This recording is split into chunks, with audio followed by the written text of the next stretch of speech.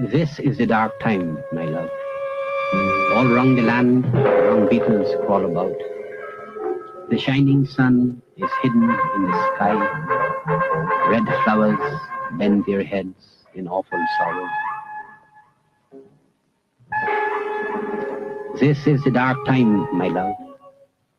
It is a season of oppression, dark metal and tears.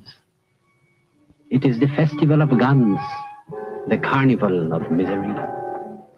Everywhere, the faces of men are strained and anxious.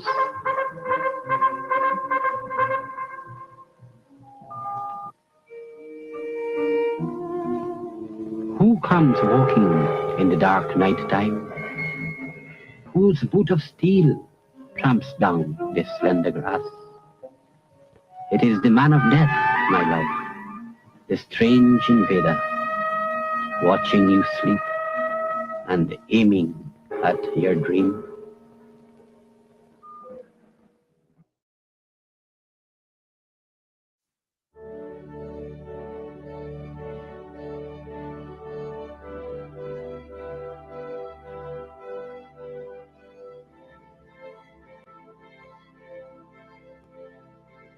These poems always had a very striking importance for them. They would readily understand his words and his images and pictures. Because very often there are people on that dray taking greens and ground provisions to the market for sale.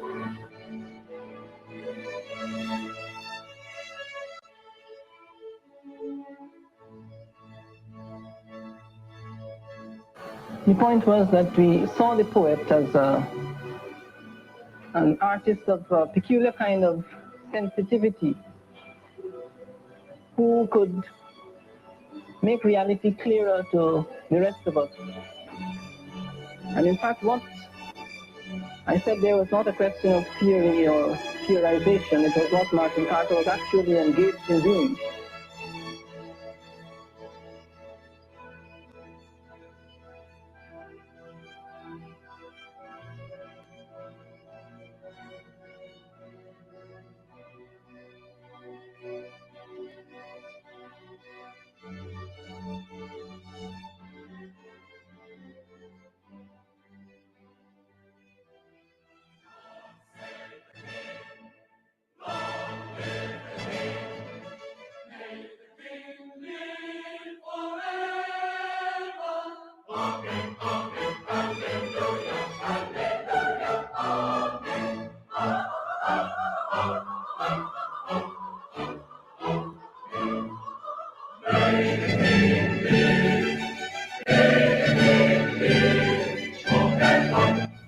And it revealed some very depressing statistics that an average family of 4.5 persons was earning $7.41 per week and spending $8.23 per week.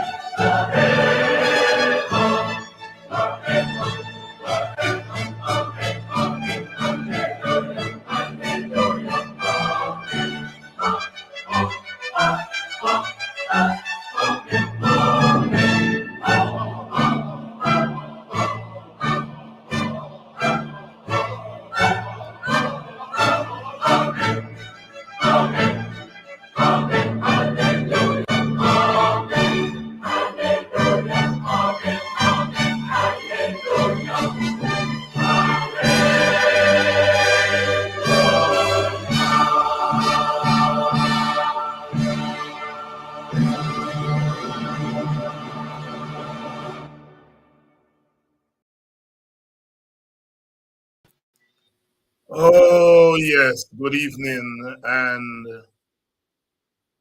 welcome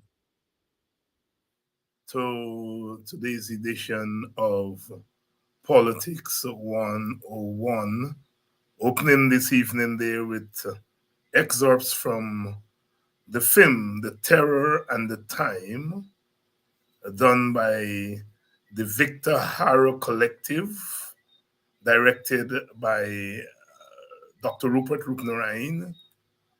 Ray Krill, who is not well known to you. Others like Brian Rodway were involved in making that film, The Terror and the Time, directed by Dr. Rupert Rupnarain. It's there on YouTube. I think all of us Guyanese should look at it. It's a film about the decolonization movement in Guyana, chronicling especially the moments leading up to the suspension of the Constitution in Guyana in 1953 and the invasion of Guyana by the British. For the young people and not so young in the audience, yes, our first elected government in July of 1953. Yes, July of 1953. The first self-government under universal adult suffrage, where Guyanese, still a colony, still British Guyana, Guyanese went to elections for the first time with a new constitution, universal adult suffrage, and elected our first self-government in 1953. It was the old PPP, not this new PPP, the old PPP. The old PPP. These new guys took the name with them. The old PPP, founded in 1950, included Dr. Cheddi Jagan, Forbes Burnham as chairman, Janet Jagan as general secretary, UC Quayana, then Sidney King, assistant general secretary, and others such as Ashton Chase, who's still alive. Ian Quayana from that group are the ones that are still alive. Martin Carter, Rory Westmus, Dr. Lachman Singh, Dr. Joseph Lachman Singh was part of that group. Jane Phillips Gay, Forbes Burnham's sister, they were all part of that. Jaina Ryan Singh, they were all part of that early PPP. And they went to the election and won it in 1953 in July and formed the first government. The first 6 government ministers were Cheddi Jagan, Forbes Burnham, Ashton Chase, Dr. Lachman Singh, Jaina Ryan Singh, and Sidney King, now AUC Quayana. That was our first self-government. Our first self-government. Dr. Jagan was named premier. What was the name of, later on it became prime minister when we became independent. And that government lasted for 133 days. They committed some high crimes and misdemeanor, that government. Some high crimes and misdemeanor. They put a ban on foreign literature coming into British Guyana. There was a ban on what was called socialist literature and black literature coming into Guyana. They removed that ban. That was a big crime they committed. They moved education from the control of the churches to control of government, what we now know public education. That was a big crime committed by them. They made it possible for poor Guyanese to go to Queen's College and bishops. That was a big crime they committed. And they made it possible for workers to be represented by trade unionists, by the trade union, sorry. That was a big crime. In fact, that was as they said, the straw that broke the camel's back. And the British sent troops into their own colony, invaded Guyana in October of 1953, 70 years ago. 70 years ago, October of 1953, the British invaded Guyana. They suspended the constitution and they locked up most of the leaders. And they put in place an interim government. The governor said they were afraid that Guyana was going to become a communist country under the PPP. And I just told you the communism that they practice. And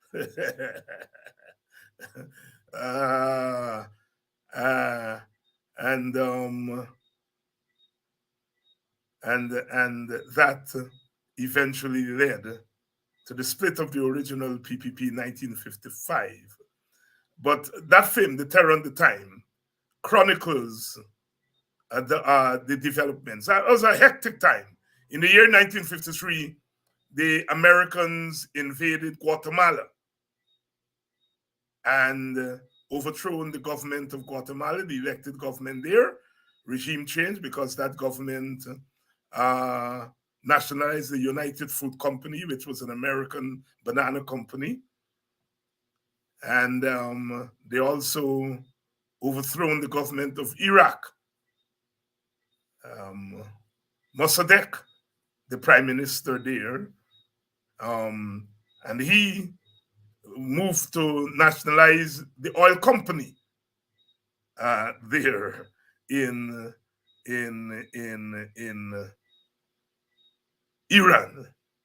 So it was a year, and that's what they said, the terror and the time. It was a time, it was during the Cold War. It was the beginning of the Cold War. During that time, there was the Korean War going on, which led to the split of Korea, as we Guyanese would say, Korea, between North Korea and South Korea. There was the Mau Mau War, the War of Independence going on in Kenya, as we Guyanese said in those days, Kenya. The British didn't want to leave Kenya. And Kenyan patriots took to the bushes and waged the war. It was called the Mau Mau War, M-A-U, Mau Mau War. The War of Independence. Only recently, the British has decided to compensate the descendants of the Mau Mau. It was a vicious war. In fact, that Mau Mau War is significant for something I want you all to learn here tonight. The locks that we wear today, the dreadlocks, the British would bring films of the war and show it on BBC to the British colonies.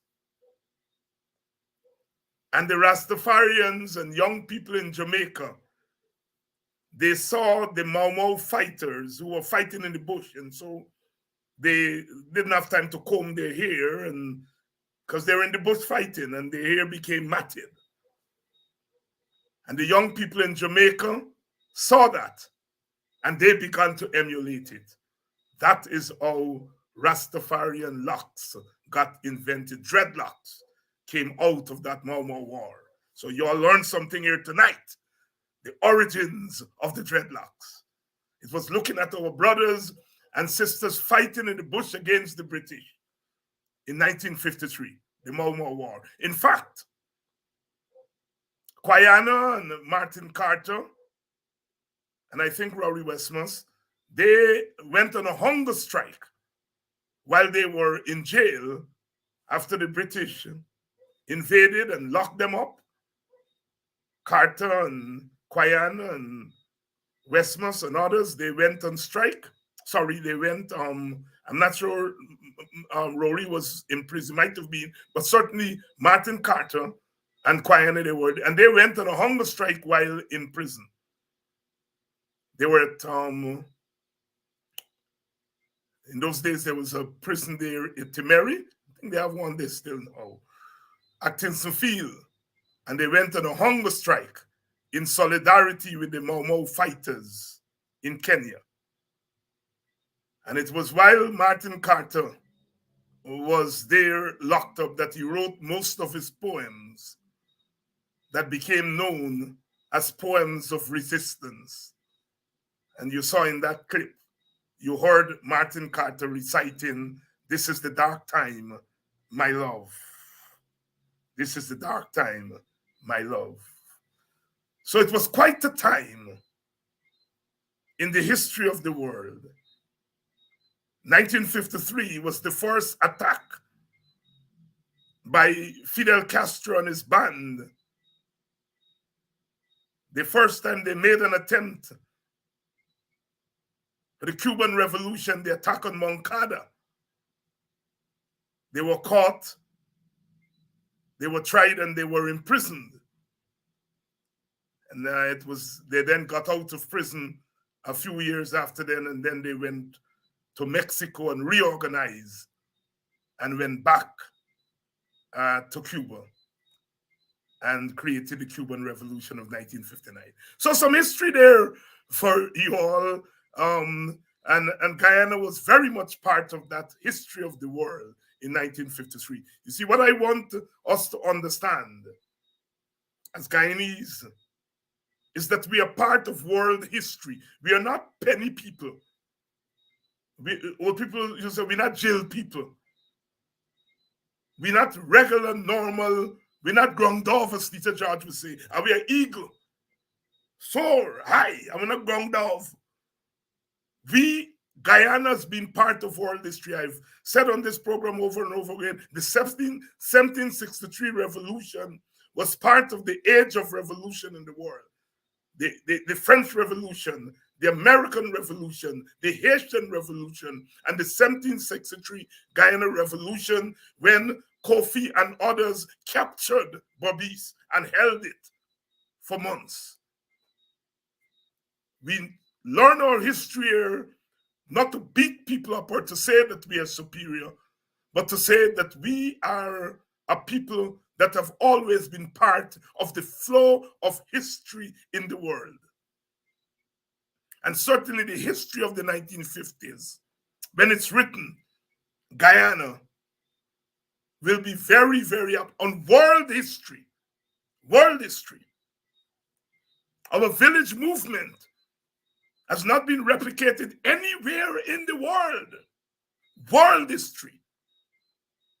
And so I'm giving you all those bits of history to strengthen us, so that when these little tin gods are trying to crush our spirit and to reduce us to less than ground doves, for you all to understand that you all don't deserve that. We don't deserve that. As the old people would say, the old Africans would say, Congo a high nation, Picnic. Congo a high nation. Note, unlike Ravidev, who said Hindus are a superior nation, a superior culture, our foreparents were much wiser. They weren't dictators. They were democratic people. Oh, Picnic, Congo, high nation. It would never occur to them to come out of their mouth to say Congo, a superior nation. Congo, a high nation, me Picnic. We teaching Ravidev and them democracy, because they're not Democrats.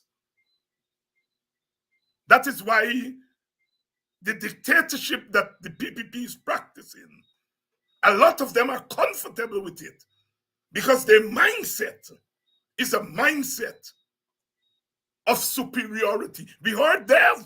We are deaf. Your people came to Guyana and they brought their culture. They brought Diwali, and the other groups are celebrating it. We didn't have to proselytize. He mean that we didn't have to go and beat them to do it. He said because of our superiority is insinuating.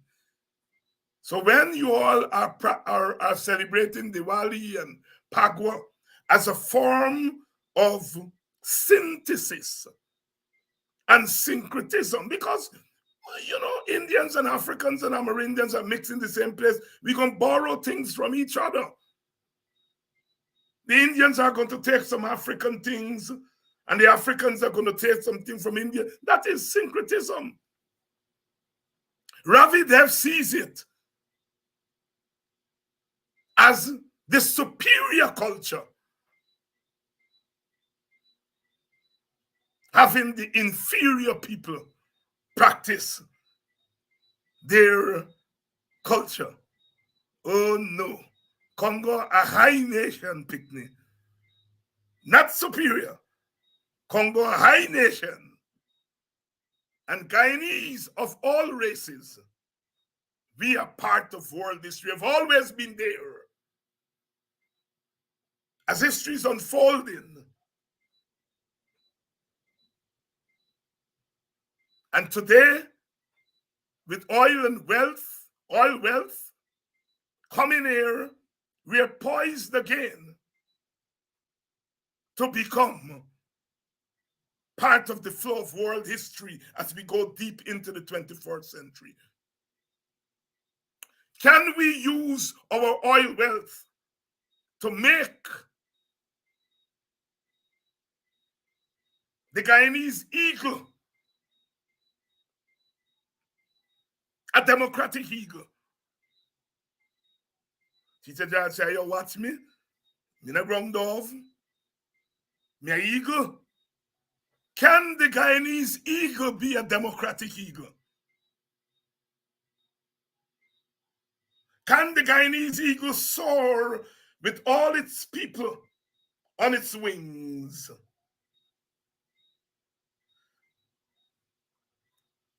We Africans, if I got a wing like a dove, I would fly. And if I don't got wings, what do? I'm going to sing, sing, sing, sing. If I got a wings like a dove, I would fly, fly away. Because we are always flying away from oppression, flying away from dictatorship. And if we can't fly, we're going to sing.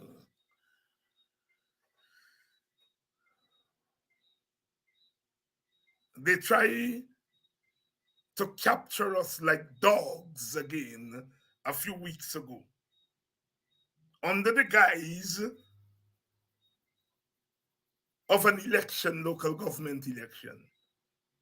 Use the occasion of the local government election to try to capture us and turn us again into ground doves. And if you turn Africans into ground doves, eventually you're going to turn Amerindians into ground doves and poor East Indians into ground doves.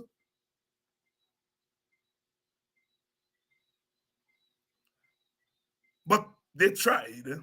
And what we did? We put on our wings and we fly away.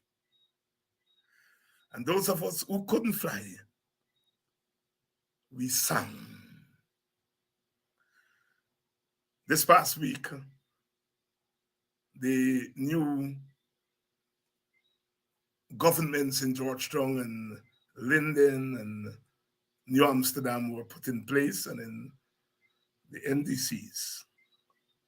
We want to focus on Georgetown and Linden and New Amsterdam because that's where they sought to turn us into ground dolls. So I have a friend tonight. I have a friend tonight, Mr. Leland Saul, who is the finance man, the new finance chairman of the finance committee at the Georgetown City Council. He's here with us tonight. And you all know Leland. Leland was the CEO in the Ministry of Housing, I think, under the coalition. He recently founded an anti-discrimination group that held a few activities a couple of months ago. So he's no stranger. He's no stranger. Welcome to Politics 101, the place where we meet, greet, and we learn, and we teach. I'm laughing. I'm laughing not because there is humor. I'm laughing because laughter is a form of struggle. It's a scorn on those who represent scourge. Thank you all. Thank all of you, good people. And my God. Teacher George used to say, me not boss. But oh God, people meet me. That time, Politics 101, I don't miss it. Every night, Politics 101. Teacher George said, me not boss. Me just attack truth. Thanks to all of you all. We are grateful to be part of the tradition of learning and teaching as a form of rebellion, as a form of struggle. Because when we teach and learn, we're not only teaching and learning for ourselves, we are teaching everybody else, and we are learning for everybody else. I am so proud of us. I'm so proud of us. So proud of us. I'm so proud of you all. Mr. Morgan, Albert Morgan, one of the founders of Politics 101, because when Politics 101 came on the air, he was one of the first people in the audience. Front seat, as we say, front seat.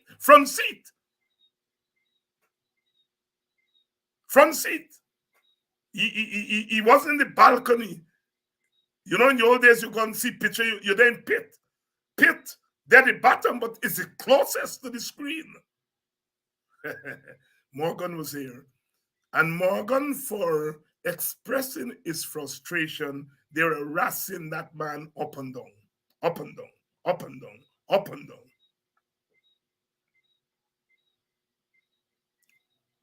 They charge you when they're satisfied, they're going to your home every day.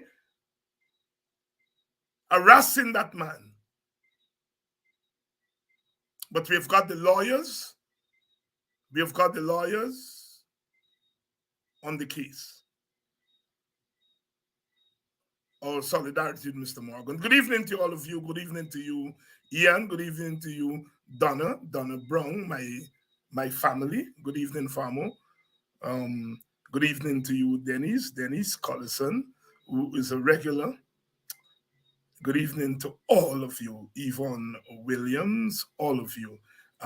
Good evening, Lawrence Stoll. I'm a little bit talkative tonight. A little bit talkative. But I'm going to bring in, it's that time. I'm bringing in Leland because Leland is a Belladrum man. And you know, when I was in funeral yesterday, one of my young friends and supporters got licked down on the road again. Another one, young boy. And we buried him yesterday. And the preacher, 7 Days preacher, you know, we grew up together. And he's a 7 days preacher in Belladrum and Myconi, and he said he does both and tell the Belladrum people boxing is the best way. He does get hell with them because Belladrum and them is not 3 cents people. They don't take it so easy. When you tell them boxing the best village, they go lick back and fight back. And he says, he and them, he and them, he and them, he and them, and so on. Leland is a Belladrum man, and me I want, he said, this box money invite he and not bring it. So let me bring on Mr. Saul, who took me, Ian Lincoln, they took me last year, 1st of August, to Belladrum. My days where I spent my 1st of August. That's such a wonderful time. Brother Leland, good evening.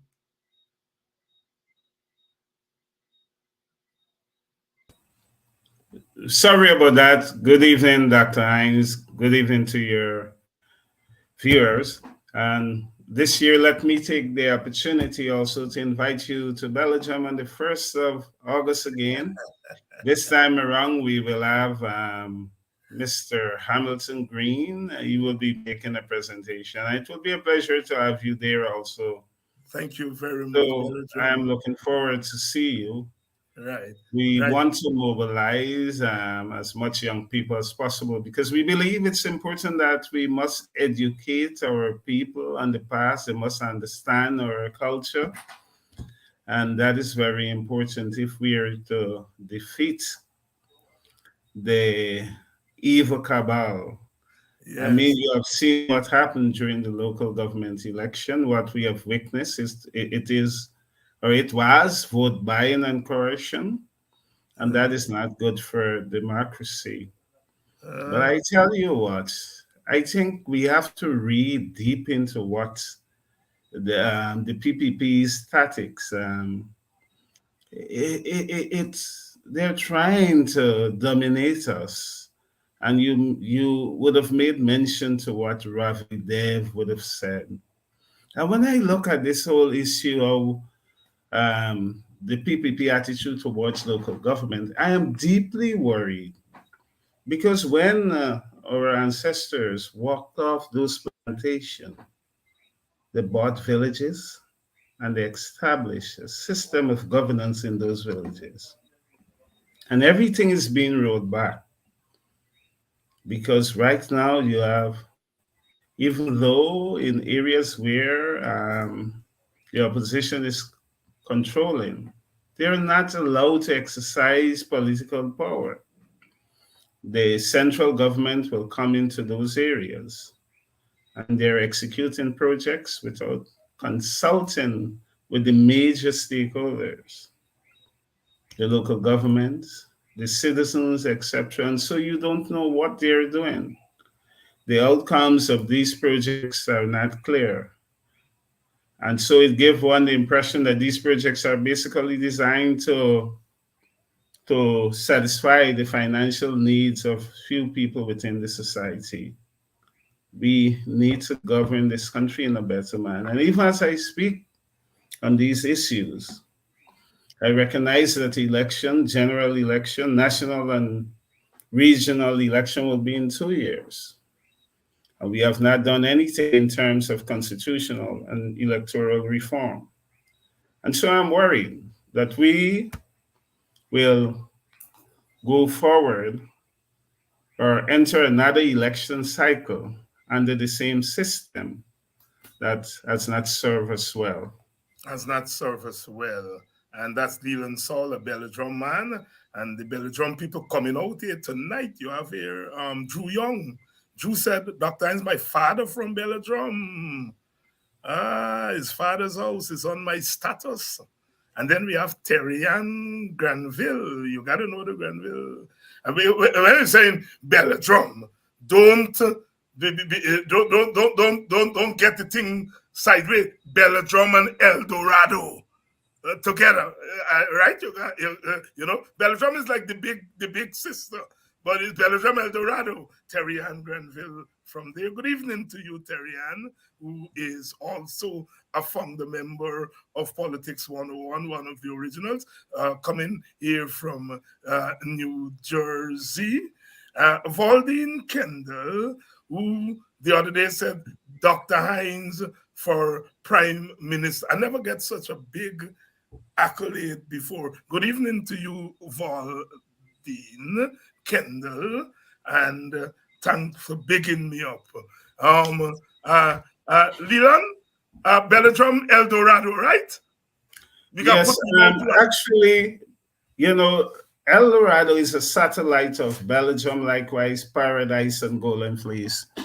But we call the district Belladrum, and I rather suspect it's because in earlier times, most of the significant activities were centered around Belgium itself. The church, we are an Anglican community originally, and so the church was there, and the school was there, and almost everybody in the village was Anglican. And we also had one of the first bank in West Berbice was in Belgium, and it served the people of Belgium and Litchfield, and it was managed by the Reverend Bergen, a distinguished gentleman from Betterforwachten. He was an Anglican priest. Canon Actually, Bergen.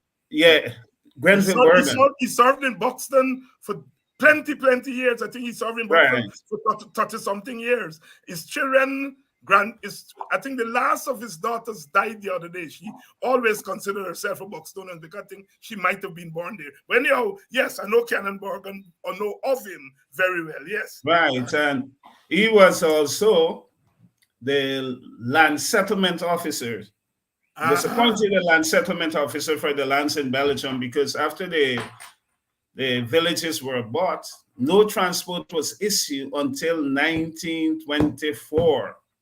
So for all the years after emancipation, until 1924, and we normally argue and said that Belgium and El Dorado was bought in 1838, the very year we walk off the plantation, because those were abundant cotton plantation. Of course, the planters were interested in recovering their investment.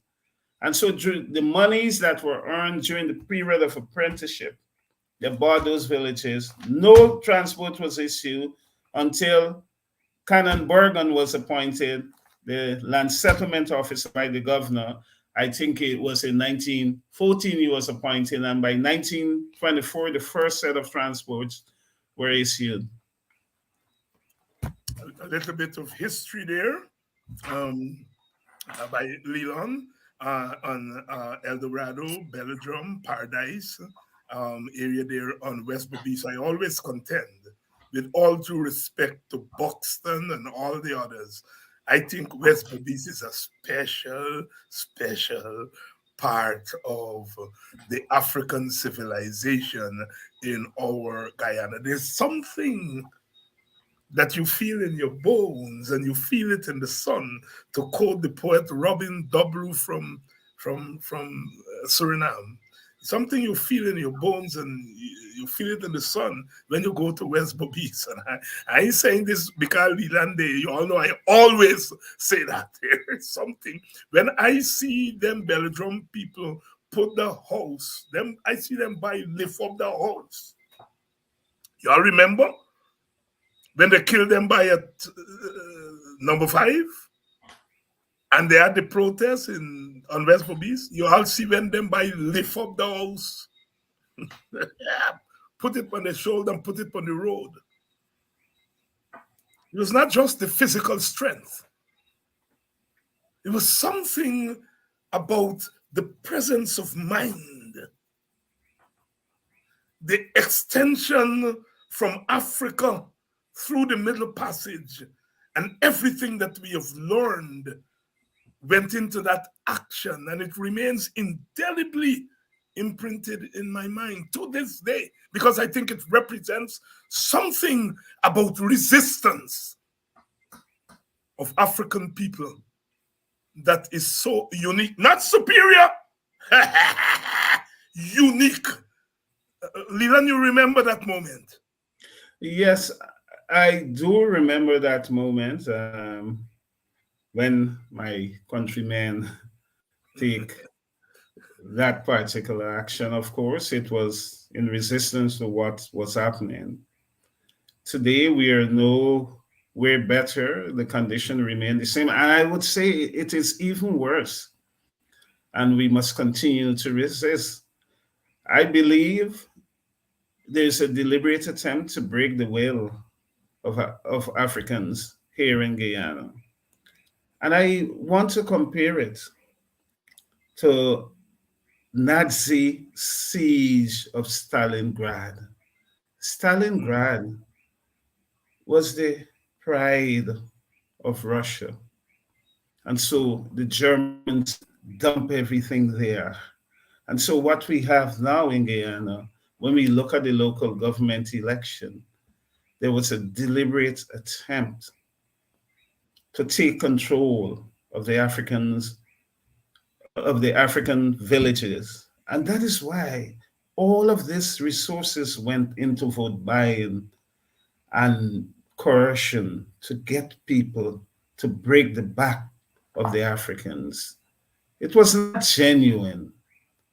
And so when you look at the amount of monies that were spent in Georgetown, the PPP was saying we must control Georgetown. We must teach these people a lesson. It was not genuine. And I trust even as we go take up the municipal government, I only trust that we will have a decent working relationship with central government. But I doubt whether, because already we have seen the president was in Newtown and he walked with the PPP councillor elect. And then we see Jack Dio in Laying Avenue, and they're making all sort of promises. I believe that the local government system should work. It has served us well, as I mentioned earlier. When our ancestors walked off the plantation, they started the village movement. And the villages were properly organized. There was a system of governance, and we had our own government in place to take care of internal matters in those communities. And so to come now and to erode that system and to show total disregard for culture, we come out of a culture where we were taking care of our villages. And why you don't want to support us now? Why you want to break our cultural system? Are you showing total disregard for tradition? And even with all these resources, I will expect that central government will help to move or to improve on local government. Yes, I understand that Ghana is a unitary state and they would want at times central government can regulate the political power that is being allocated to these local government areas. But it is not done in a uniform manner. There's a deliberate attempt to target those local government areas that did not vote for the PPP. We cannot continue to govern like this. It does not serve us any good. And I will urge people in local government area that did not vote for the PPP to push back. You cannot allow this to happen. You must resist such crude attempt to deny you that right, that our ancestors fought for. We must demand that we be treated properly by central government. We must never accept what is going on. And what the government has done cleverly, they have made people so poor that it becomes very easy to control people. And we see that during the local government election. So they go there and they were buying people. A lot of racist statements were made. I met him today and he told me that an Indian guy from the PPP was putting up party paraphernalia, and he came in front of his place and he told the guy, "Don't put it up here, man. You can't do that. I don't want that thing in front of my business." And he said, the guy boldly said to him, "Who you talking to? Black man is the cheapest thing to buy." Wow. You know. And there was a confrontation. He cuffed the guy, he broke the guy's nose. And by the way, he's at the ERC taking counseling. He has to go for counseling at the ERC. All right. So that is it. Yes, But I yes. want to make the point that, this attempt to make people poor so you can control them. And so when they control you in that manner, there's not much you can do. And that vicious cycle of poverty will continue because your kids go to the public school. And we know if they go to the public school, you have to send them for extra lesson. You don't have the means to send them to extra lesson. If you get sick, you have to go to the public hospital. And we know what goes on there. And then you're being fed a diatribe of trash from the mainstream media. So it's total control of people. And that is what we are faced with in this country. And so people can no longer make the sound decision and so on. But we need to work. And we have to work hard to ensure we get the message out and educate people and get people to understand. And I want to call upon my African brothers and sisters, especially those that live in the villages. Our ancestors did a good thing. They bequeathed us land, one of the major factors of production, and we have to make use of those lands. And even as I speak to you, about 2 weeks ago, I was on the East Coast. I was getting a meeting with some folks in Paradise Bachelor Adventure, and we were looking at the issue of ancestral lands in those villages. From all indication, those villages should have similar depth like Buxton and Victoria. Yeah, But at yeah, Bachelor yeah. Adventure, it is not so. At Golden Grove, it is not so. As Addison, it is not so. And Paradise. And these issues, we need, or that particular issue, we need to address it because I tell you what, I think some time ago I read somewhere the Attorney General went to Golden Grove and was issuing leases to people in the back dam. Yes, Lands yes, that our ancestors bought. Our people need to be educated. They must not accept that. We own it, and they should go and occupy those lands. There's evidence to show that we own those lands were bought by our ancestors. So we need to do a lot of work to educate our people, and they must know what they own and what belongs to us. And let me just move briefly, as you know, that a new council was sworn in. Yeah, yes, And yes. I am the chair for the finance committee. That committee comprises 7. 6 APNU, 1 PPP. Unfortunately, I would say, because ideally I would like to see us in this country generally, whether you're PPP or you're PNC, we should be able to work in a more cohesive manner. And even with the allocation of responsibility at the national level and the local government level, we should do it in a much more fair manner. But unfortunately, this is the situation in Guyana, by the way. The finance committee is basically meant to monitor and evaluate the performance of the city treasurer's department. And therefore, we have to put mechanism in place to ensure that we garner adequate revenue and monitor the expenditure, among the other things. Also, we would plan, or we will conceptualize, initiate, plan, execute, monitor, and evaluate, and see the closeout of all projects. Those are just some of the things that we should do. I trust that we will be able to raise enough revenue to execute the municipal's work program. From what I was told, that is a challenge. One of the biggest indebted to the municipality, by the way, central government, and so we need to address that issue. In terms of the ordinary citizens who might be indebted to the municipality, we need to establish exactly what is the problem, why they're not paying, and see how we can assist them. Because, mind you, we're living in a country where 48% of our people are living below the poverty line. And therefore, we must bring some measure of relief to those people who are indebted. I'm talking about ordinary citizens who might be indebted to the municipality. We have to work with Tell me them. something, Leland. I'm glad you touched on that. What is the rates and taxes system in the capital city? Or how are taxes levied?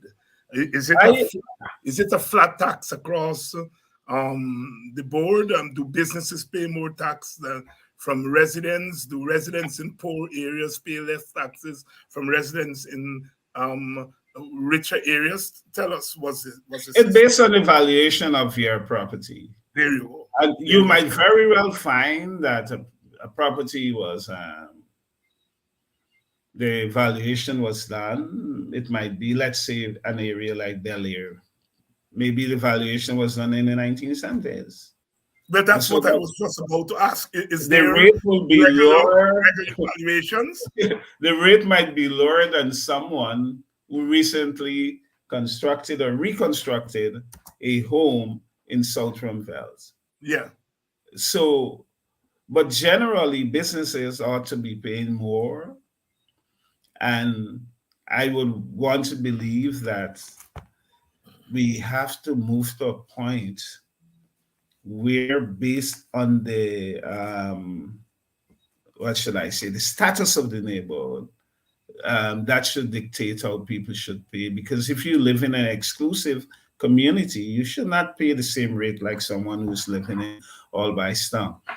It therefore means that perhaps we need to relook at the whole zoning of the city. While you have the general zone, residential and commercial, etc., but even among residential, you can perhaps further have categories, and it will make it easier for valuation purposes. In modern city, that is what they do. You can probably go on a map and you will know if you acquire a property in Bel Air.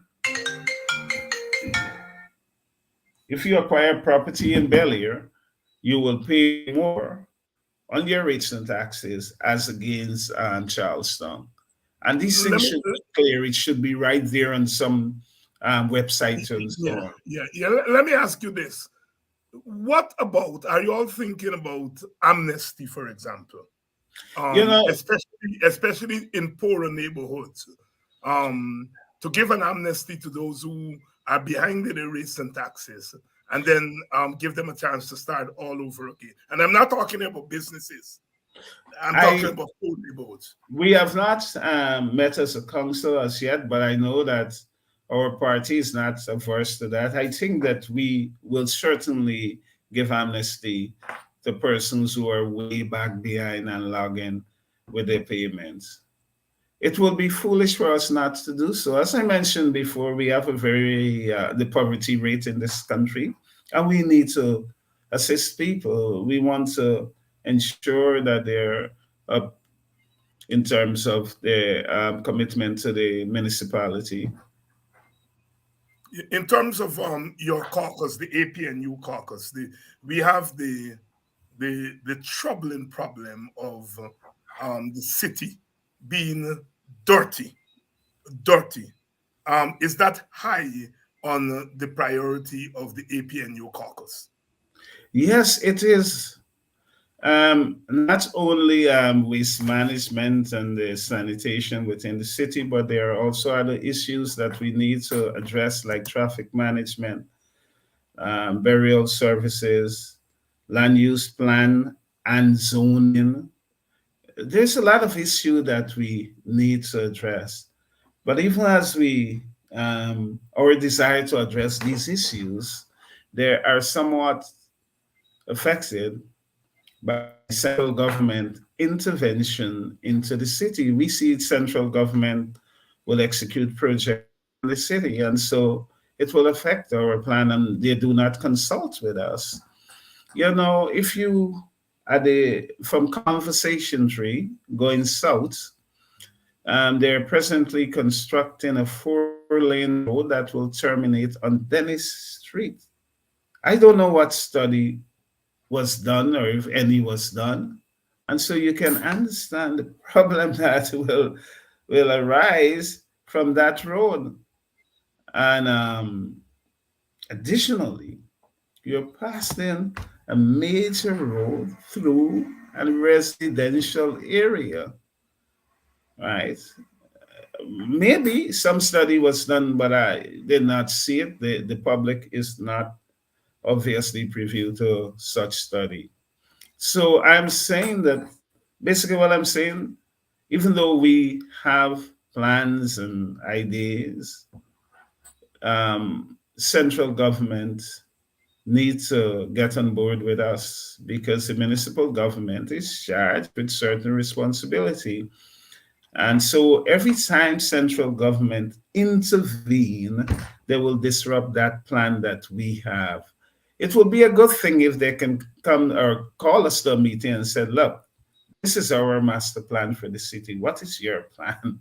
Let us superimpose our plan over your plan. Let us see how it will work. Let us see how we will affect any projects, any project that you have. Unfortunately, things do not work that way. Well, we And know so they have not such worked that way in the situations. past. We are hoping, as you are saying, that let us hold them to what they said. Even though we may be pessimistic, they said that they're interested in developing the city. I know that they've also said that they would only work with the councillors who were elected from their slate. I don't know they intend to do that, but um, we have to put them to the test and to expose them to people. They said they're interested in developing the city. We know that they weren't interested and they aren't interested, but let's put them to the test. Let's put them to the test and expose them for what they are. Right? Yes, we definitely we will have to do that, put them to the test. But from what I have seen so far, it is quite clear to me that they have no intention of working with Intention. this current council. And it's really worrying.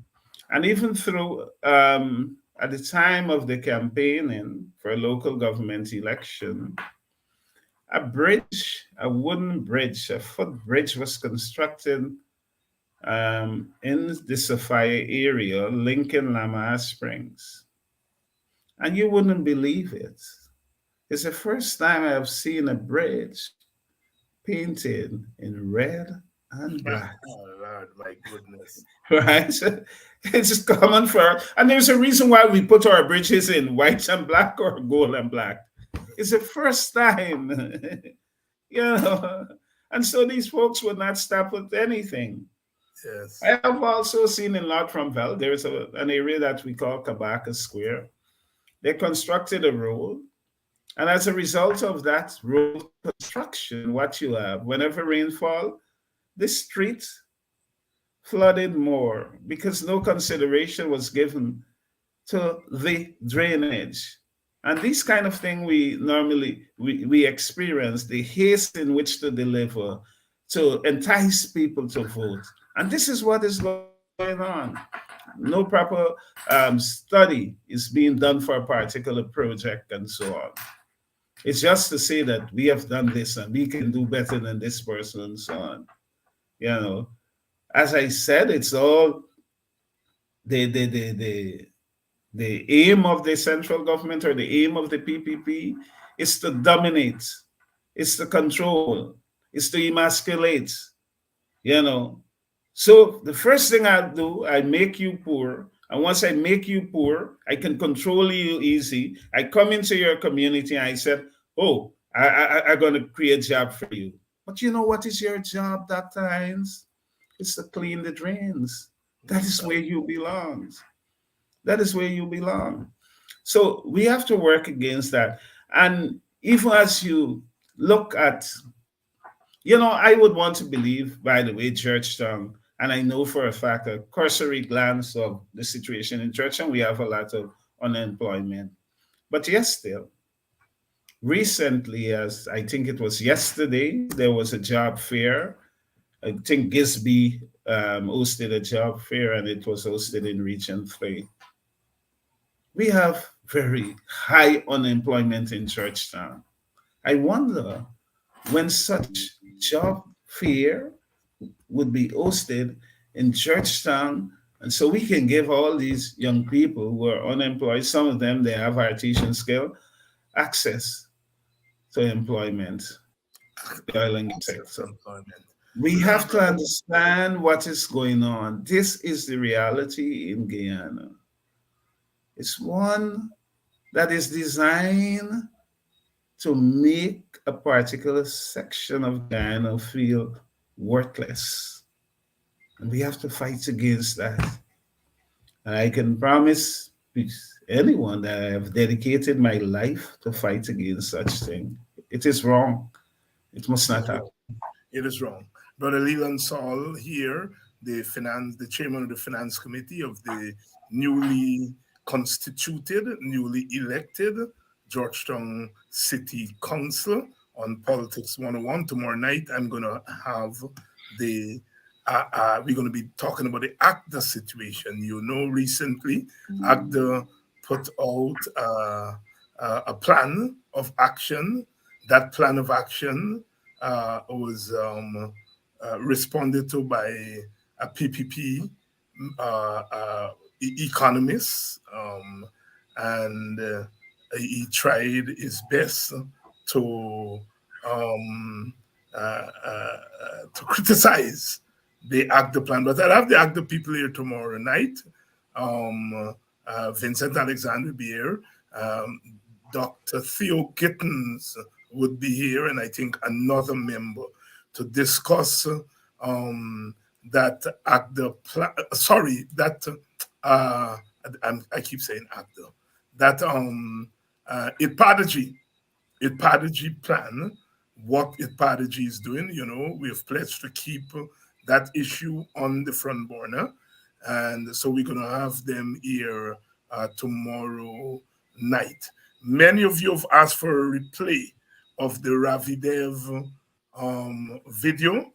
I am going to do so before the end of the week. Not sure we'll get it in tomorrow night, but I will endeavor to get it in certainly on Wednesday night. That vicious Ravidev tape that I referred to at the beginning of the program. We certainly going to try to get it in on Wednesday night. So I saw the request from several of you to replay that speech by Ravidev to his Hindu/Indian comrades in India, inviting them to come and to take Guyana. Brother Leland Saul, closing thoughts. Okay, Doc. I want to invite those folks in the Sophia area on Sunday at 4:00. The Institute for Action Against Discrimination. We have a meeting at the community center at A Field, and I would want to invite people to come out. And we basically will be discussing identifying and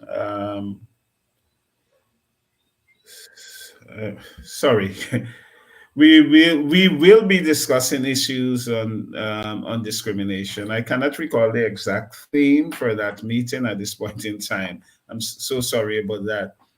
And Doc, to you personally, on August the 6th, we have a function at Kingley where we will be commemorating the the emancipation activities there, and also we will be observing the anniversary of that village. That village was bought in 1850 by Kojo McPherson and Jesse Cameron.